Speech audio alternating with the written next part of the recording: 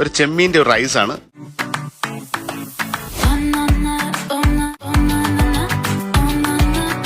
ചെമ്മീൻ നമ്മൾ എടുക്കുക മീനാണ്. ഈ പ്രോൺ ഇങ്ങനെയൊക്കെയുള്ള റൈസിനൊക്കെ ടേസ്റ്റ് ആയിട്ട് കൊണ്ടിടുക. വലിയ ചെമ്മീനെക്കാട്ടിൽ കുറച്ച് മഞ്ഞപ്പൊടി, മുളക് പൊടി, കുരുമുളക് പൊടി, ഉപ്പിട്ടിട്ടൊന്ന് മറിനേറ്റ് ചെയ്ത് മാറ്റി വെക്കുന്നു.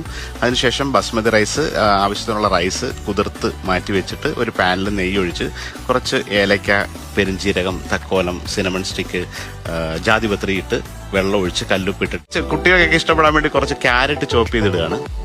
അരി വേവിച്ച് വറ്റിച്ചെടുക്കുകയാണ്.